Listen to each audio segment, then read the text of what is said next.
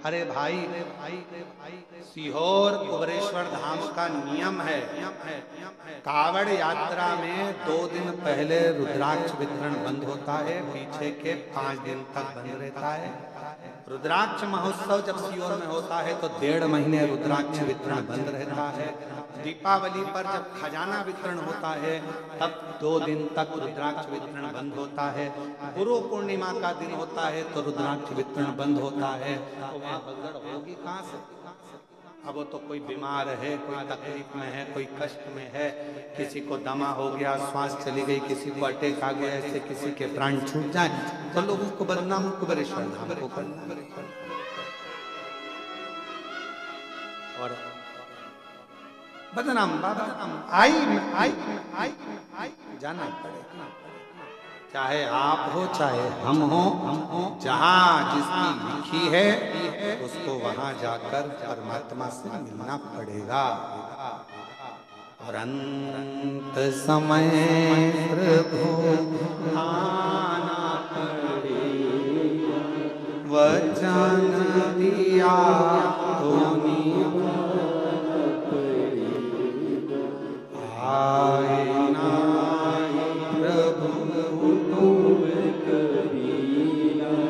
अंत समय वचन दिया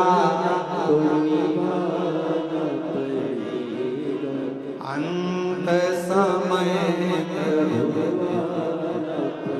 जो दिया अंत समय तो जहां आया वहां जाना ही है, कोई रोक नहीं सकता, कोई नहीं रोक।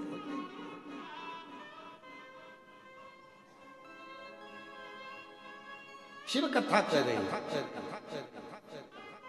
लग रहा है कि कपिल मुनि, अब तुमने देखा क्या 60,000 उन पुत्रों ने क्या देखा कि घोड़ा इन्हीं क्या बंधा है और ये आंख बंद करके बैठे। इनको तो मालूम नहीं कि इंद्रदेव ने चुराया और यहाँ लाकर बांध दिया,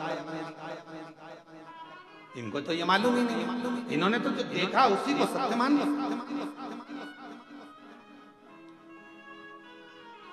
आपने जो अखबार में पढ़ा उसको लोग सत्य मान लेते, जो सोशल मीडिया पे देखा उसको सत्य मान लेते, पर उसको समझो तो, जाओ तो, देखो तो कि सत्य क्या है। आज का जमाने में सत्य को तो बहुत नीचे दबा दिया जाता है और असत्य को प्रकट कर दिया जाता है। आज के जमाने में सत्य को कौन दिखा?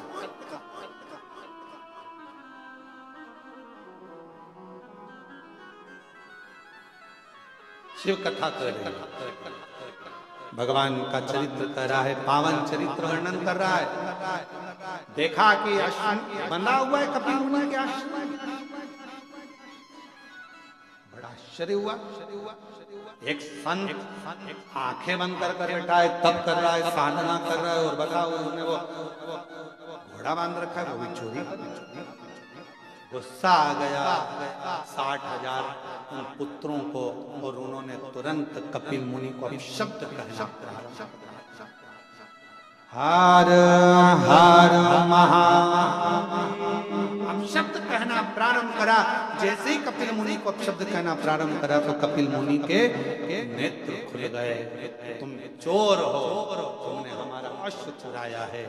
अश्वमेध यज्ञ का जो सुना, कपिल मुनि के नेत्र की ज्वाला भड़क पड़ी, और तप में कोई डूबा हुआ होता है, साधना में कोई डूबा हुआ होता है, भक्ति में कोई डूबा हुआ होता है, उसकी नेत्र की ज्योति में तेज उत्पन्न हो जाता है, एक तेज,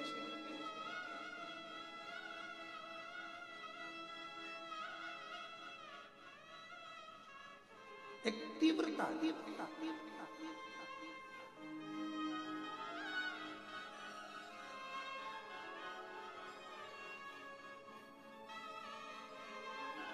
हम क्यों कहते हैं कि हम भगवान को देखें, भगवान हमें ना देखे? अपने नेत्रों से परमात्मा हमको ना देखे, भीतर के नेत्र से परमात्मा हमको देखे।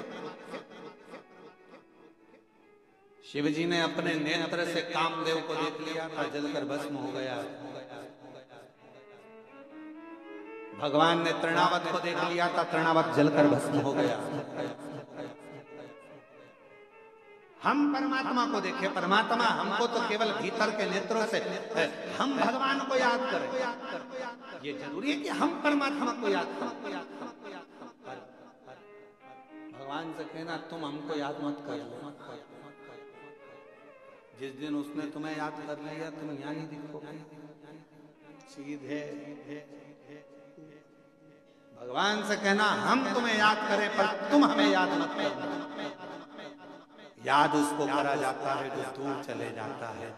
मेरे शिव, आप तो अपने हृदय में हमको बिठा कर रखना, हमें याद मत करना। हम तेरे पुत्र हैं, हम तेरी संतान हैं, हम तेरी अपने अपने दिल।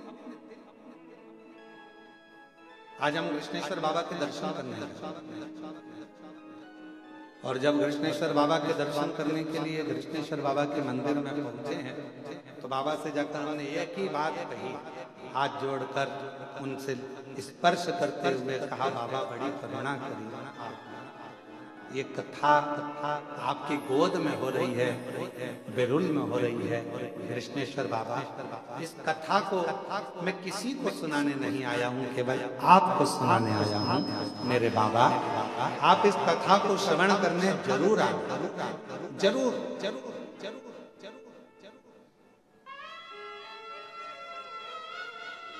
आप इस कथा को श्रवण करने जरूर आना।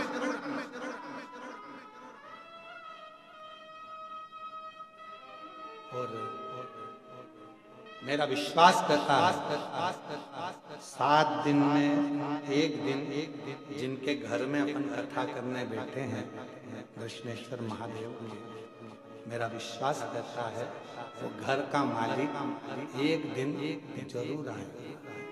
विश्वास करता, मिलने, देखने, आनंद।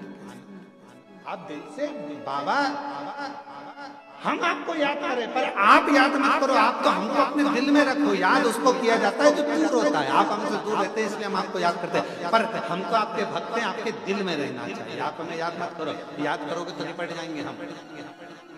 आप तो हमको अपने दिल में, जैसे एक वो बूढ़ी माँ नहीं बोलती, एक बूढ़ी माँ, बूढ़ी अम्मा लकड़ी बीनती है, गट्टा बांधती है, सिर पे रखती है, बेचारी थक जाती है।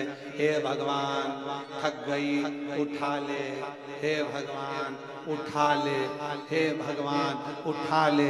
एक दिन पार्वती जी ने शंकर जी से कहा, इतना बोल रही उठा क्यों नहीं लेते? शंकर जी जैसी बोली उठा ले, शंकर जी पहुंच गए, माँ चल मैं तुझे उठाने आते। इतने में बूढ़ी माँ बोली, मैं मेरे को उठाने की नहीं बोल रही, मैं तो बोल रही लकड़ी का गट्ठा उठा।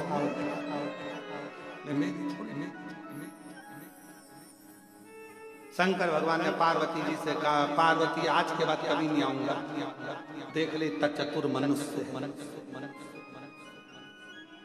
इतना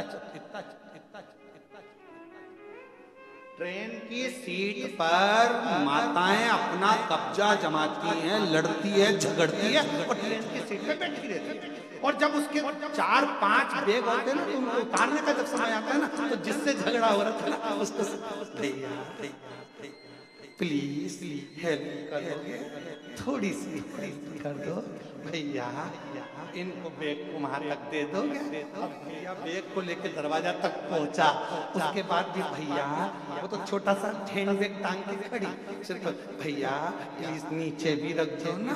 भैया बेचारा भैया में फंस जा।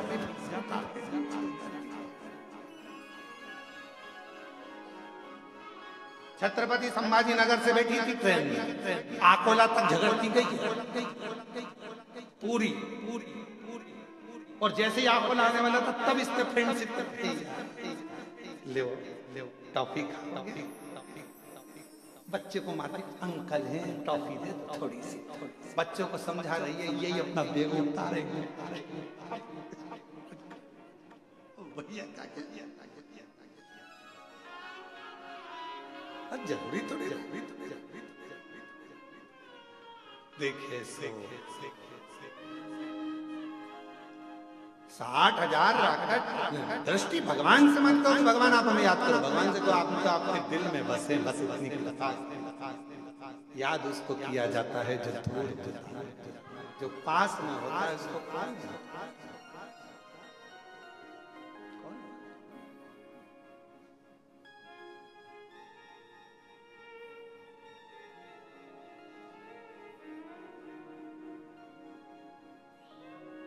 अब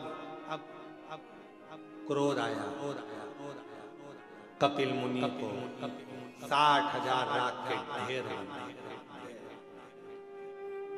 जब 60,000 राख के ढेर बने, सब जलकर भस्म हो गए।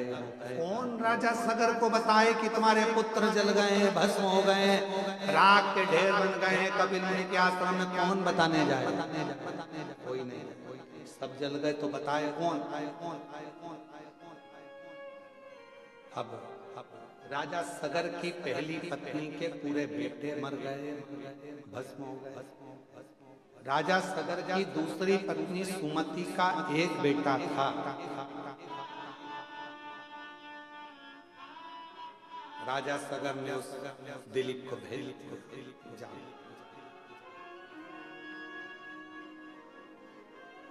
तुम्हारे भाई भी लौट कर नहीं आए, ना जाने कहाँ चले गए, जाकर पता करो। अश्वमेध यज्ञ का कहाँ है? तुम्हारे भाई ढूंढने गए हैं, देखो जाकर पता करो, जाओ जल्दी से जरा मालूम कर कर आओ।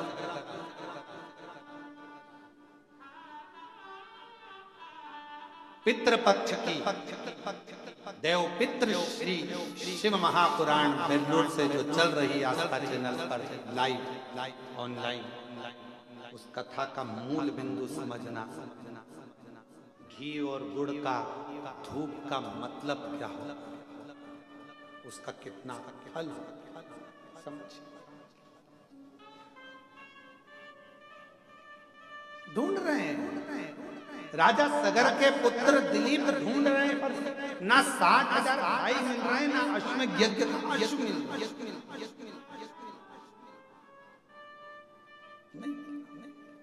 तब